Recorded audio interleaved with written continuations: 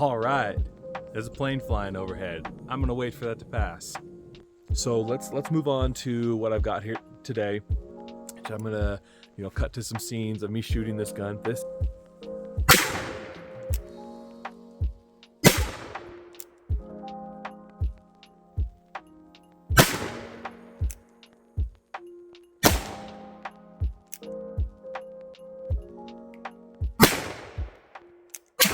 is a replica. It's made by Pietta. It's a Colt 1851 Navy. It's got the 7¼ inch octagon barrel, a cold case hardened frame with a brass backstrap and brass trigger guard. It's beautiful. I absolutely love this firearm. It's a lot of fun. It's a 44 cal, which means that it shoots the 4.54 lead ball. So the reason that it's 4.54, which of course is slightly larger than 44, is that when you're pressing that lead ball in with your ramrod, you will be seeing a lead ring appear, and the lead ring is to let you know that it's a nice tight fit, which is also going to help prevent chain fire. Chain fire is when multiple chambers go off and you get chain fire, which can potentially ruin the gun and also harm you. So you definitely don't want that happening. So safety is king when it comes to black powder or any type of firearm, right?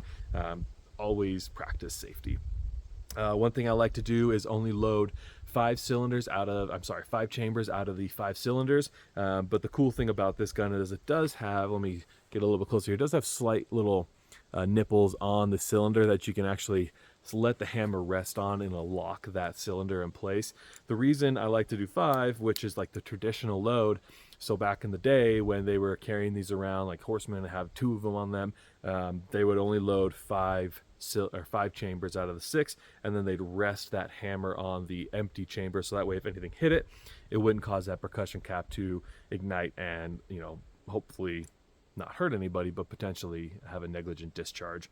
Another reason a lot of the soldiers back in the day would carry 2 of these is because they're slow to reload. It's not a speed reload where you just have a mag drop out and you pop a new mag in like a modern day firearm. So a lot of them would carry 2. If you didn't have the luxury of having 2 firearms, you would carry at least multiple cylinders and you'd have those cylinders loaded up. Or you could do paper cartridges. Paper cartridges is where they use a very light paper, which is it ignites, it's burnable. You load the powder, you load the Wonder Wad, and then you load the ball on top, and you just drop those paper cartridges in, pop your percussion cap on, and you're ready to go. Pretty cool idea. This gun, 1851, later on in the late 1860s and 1870s, they came out with the modern cartridge. So Colt offered a program to where you could actually send this firearm back and have it converted to where you were able to run the modern cartridge out of, which would typically be in like a 45. So that was a really cool option when that came out. Everybody was doing it. So there isn't a lot of original Colt navies out there because most of them were sent into Colt to be converted to run modern cartridges, which of course most guys are going to do, right? I mean, you're like tired of doing all this black powder. You want to be able to just pop around in and go. So really cool. This cylinder is engraved with a Navy battle on it, and that is the Battle of, I believe it was 1841. I can't remember the name of it, and I don't even know if I could pronounce it honestly, but it was the Texas Navy and the Mexican Navy, and they were in a battle, and this is engraved on the cylinder. So it's really cool seeing that history just put right into the firearm. And I do have a second cylinder, which is just a smooth cylinder, nothing on it. So it's kind of fun having those options to be able to swap them out. I also have a 5-inch octagon barrel that pops right on and off. Cool thing about this gun is that it take that tab out, pop the barrel off, put it on half cock, and out comes the cylinder. Really cool design, super easy to swap the cylinders. Pop that back in so don't lose anything.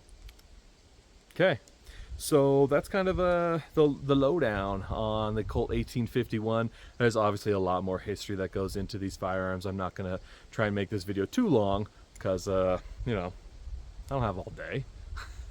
But I definitely am very excited to be able to bring this knowledge to you guys. I absolutely love this gun, and it's one of my favorites.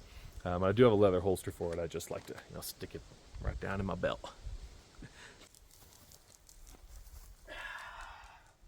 All right, hey guys. So I am going to go over the loading process for the black powder. Just wanted to have my Henry lever action out here because, you know, it's awesome. So got my Colt 1851 sitting right here, and we're going to go through the process of loading it. I'm going to load 5 chambers out of the 6-chamber cylinder. The reason for that is that that's more of a traditional way to do it, because you know, so say you were, you know, fighting the Revolutionary War and you were riding your horse, and you had that hammer resting on a percussion cap on a loaded chamber. If something were to hit that hammer, it may cause that cylinder to fire, which could potentially hit your horse, and you don't want that, right? Of course not. So we are going to load 5 chambers. I'm not the fastest loader, but we'll go through the loading process. First of all, I'm going to show you all the things I've got here for loading. So get that holstered and secured. So the best way to get an accurate powder charge is to measure it by weight. So this scale and this little guy are really great for those purposes. Today I'm not going to do that, but if you want a very accurate charge, that's going to be your best option. We'll set that to the side, give us a little bit more working room. You've got this little guy here, which is potentially measuring it off of volume, but what they've done is they calculated that volume to match 20 grains of weight, because grain is a weight powder, or a weight measure. This is one of my favorites to use. This is kind of the same idea. It's not as accurate, but it can go up to 120 grains, which is obviously not what we're going to be doing today for this pistol. I'm going to be doing 20 grains, so we're going to set that right on 20. And if you're wondering why all this stuff is brass, the reason being is that you would not want to use a steel for something like this, because brass does not spark, whereas steel does. And obviously when you're dealing with black powder, you don't want a spark of any sort. So especially when you close that cap, brass is much safer.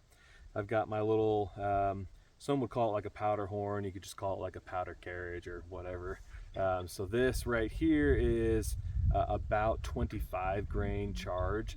So, and this little lever here is going to allow you to open that chamber and then let the powder fall into that little nipple there, and that's going to hold your powder charge. You've got your black powder tool. This is a nice little tool to have. This is your nipple wrench, and then your flathead to assemble or disassemble the firearm. You've got a little speed loader of sorts. Excuse me, my hound dog is running around. Hi, Stella. Yeah, go on. Thank you. So right now I've got number 11 caps in here, but for this firearm we're going to be using number 10. But I'm not a huge fan of these. It doesn't really work right for loading it on there. So this is one of my spare cylinders, but pretty much you would just take that, set it on, and pull this away, and that's going to leave that cap on that nipple to, I don't know, quickly load it, if you will. I've got number 10 caps here. I've got my secondary barrel. This is a 5-inch barrel. Kind of nice to have, you know, the option to just simply swap out the barrels, which is really easy to do, and I'll show you that right here. So you've got your retaining clip. Pop that out. There goes the 7 1/4 inch barrel, and on goes the 5-inch barrel, like that. Really easy, and it's fun to do that. Also, it's nice to have a spare cylinder, so to swap that, you go half cock on the hammer, pull that cylinder off, and pop on the other one. And that's also how a lot of you know, soldiers way back in the day would run around. They'd have 2 or 3 cylinders loaded up and ready to go. Today we're going to be using the cylinder with that naval battle on. I really like that one. I like that inscription on there. And then we're going to be shooting with the 7 1/4 inch barrel because it's a little bit more accurate. We like accuracy. If you're not hitting the target, it's not fun, right? So one of the great things about black powder is, say you have some friends who are like, they're all about firearms, but they've never had the opportunity to really shoot black powder. If you are you know, somewhat knowledgeable about it, taking friends out and teaching them how to use these guns, how to load them properly, and how to shoot them, it is so much fun. People just get a kick out of this stuff because, you know, it just takes them back to growing up watching The Rifleman or just you know, any type of Western movie. you know, a lot of Westerns definitely didn't focus on black powder. They were more so into the modern cartridge era, but which would be like in the later 1800s, so like 1870s and 80s, whatnot. That's when the modern cartridge started coming out. A cool thing about this gun is that the original Colt navies, you know, they came out in the early 1850s. Later on in the late 1860s is when Colt started making them to where they accepted modern cartridges, and you could actually send this pistol back to the Colt manufacturing plant and they would convert it to run a modern cartridge, which is really cool. I actually have a cylinder that you can use 45 long Colt charges in it, but you want to make sure and use like a cowboy load, so it's a very light load, because if you used a modern 45 long Colt loaded for like a bear load, you would probably crack the frame on this, especially if it was a brass frame, which I do have one of those as well, but I really like the Colt case hardened. I think it's just gorgeous. So let's get this loaded up. First off, we're going to put it on half cock so that our cylinder spins freely, and then we're going to load it up with this guy. Like I said, I do have this, which I like to use, so let's actually load a couple with this first so you guys can see how that works.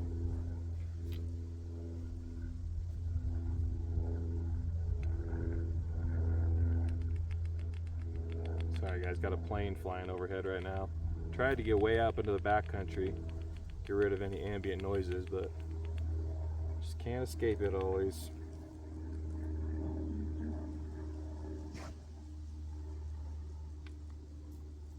Okay, set that down. I think there might be a little bit of powder left in there.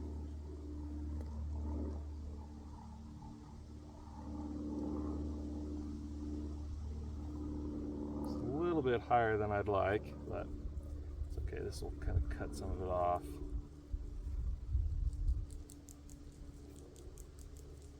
All right.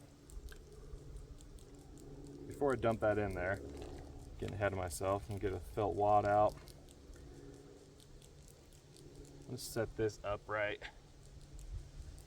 Set this down and get a little bit of boar butter out. So the boar butter, when it's hot out, it gets pretty runny, but sometimes what I like to do, I like to pour a little bit in the cap.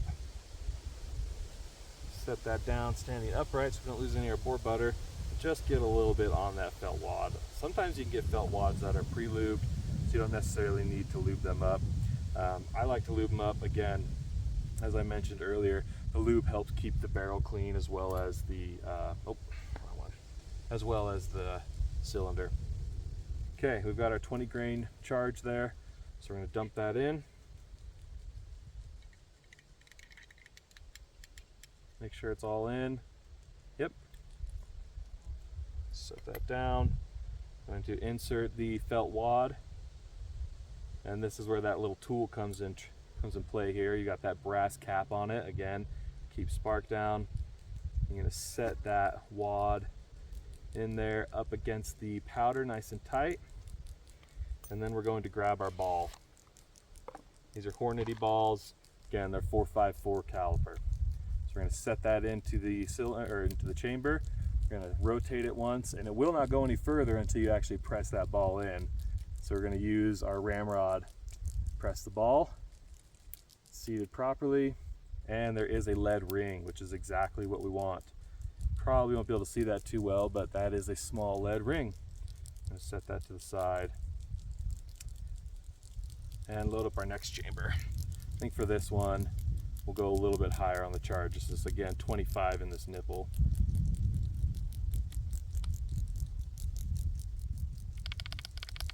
Okay.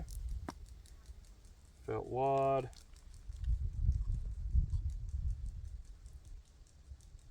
This isn't exactly a speedy process, but doing it definitely helps you appreciate it more. Set the felt wad in, grab a ball, set it, spin it, push it in. And again, lead ring. All right, let's do that 3 more times.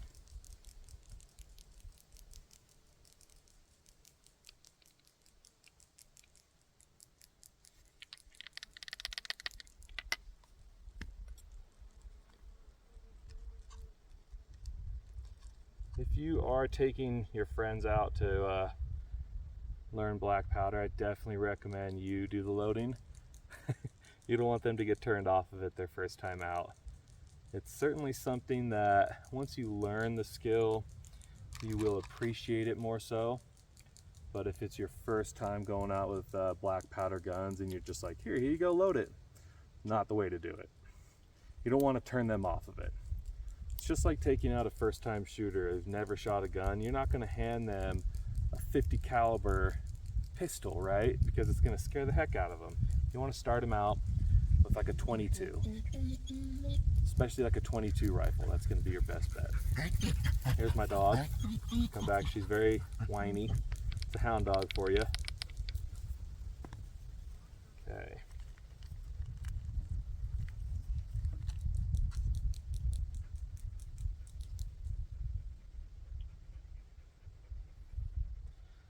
I think one of the things that really got me into enjoying black powder is I love the history of firearms and understanding where they came from, and the majority of firearms were developed for, you know, war, and you know, in times of war things are developed quickly to get them into battle. So it's very interesting to hear the stories behind some of the firearms, and I love historical firearms, and then I also love modern day firearms. I think one of the favorites for me is I really love like Israeli firearms, like the Galils and IWI. I really love those. Those are some of my favorites. I also really like AKs. I like them all. Okay, last cylinder. Get our powder charge in. Felt wad.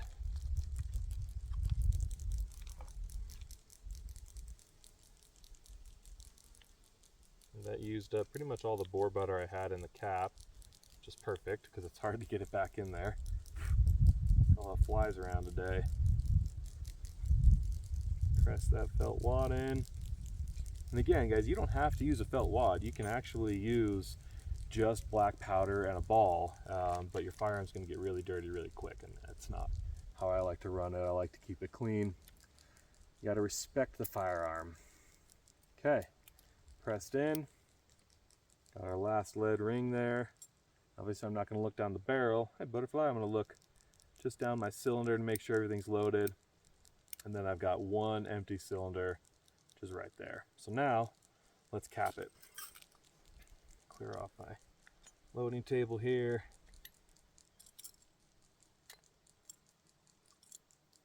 Try and keep things somewhat clean. Now obviously when you're pressing the caps in, you want to be careful. You don't want a negligent discharge. What I like to use is just a little stick. I just found a little stick. Some people like to carry around a dowel in their possibles bag. A possibles bag is something you would throw around your shoulder, and you'd have pretty much everything you see here out and ready to use.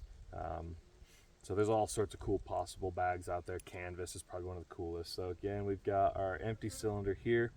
So I'm going to turn that around to this section where you can actually get the percussion cap on there nicely.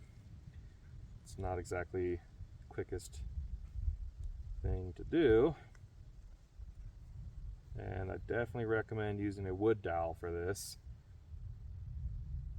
or just a piece of wood in general. So again, we've got our empty cylinder right there. Spin past that one. Don't want to waste a percussion cap. If you guys are paying attention to anything, percussion caps are extremely difficult to come by right now. The store that I work at never has them in stock. These I had to get from a friend because I was all out. Sometimes these things are kind of a pain to get on. There it goes. Almost takes longer to get these on than it does to load the gun. And you can load these things outside of the gun, but of course pressing that ball in is going to be a challenge without the ramrod.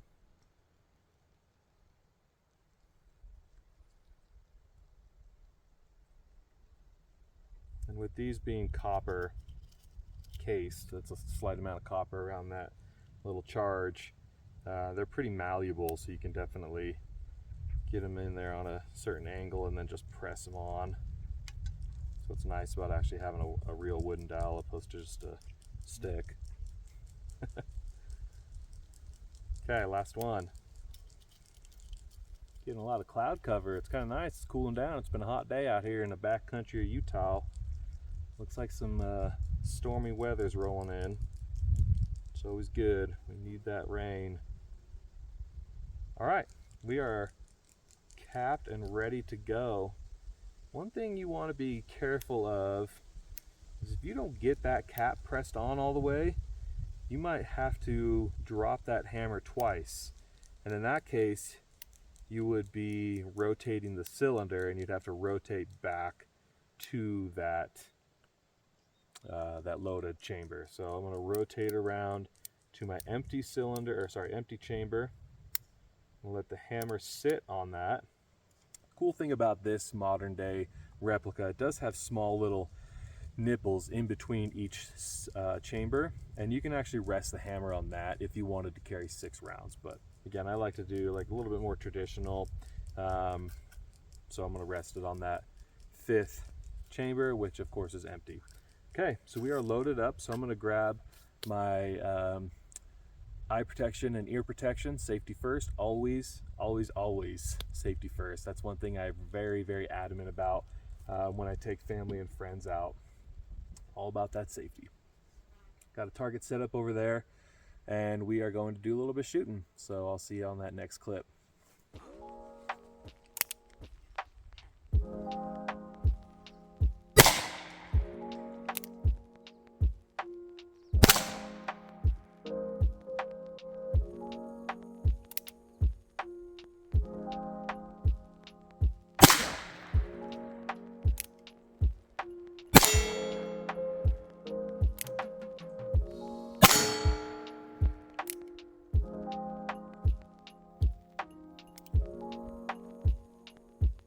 There we go, guys. 5 shots. A couple of my percussion caps fell off while the cylinder was rotating. A few of them did not.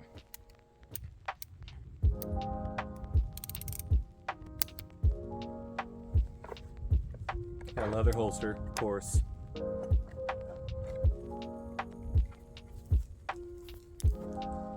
That was fun. Actually, you know what? While we're standing here, let's shoot the 44 lever action.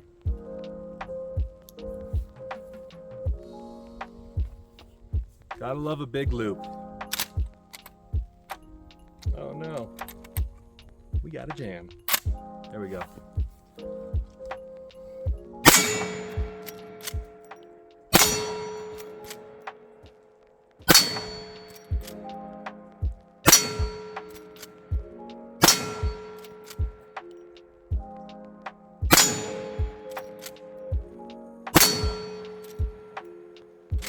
Last shot.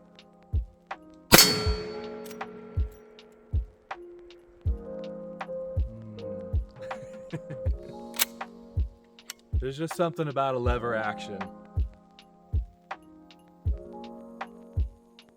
They're beautiful.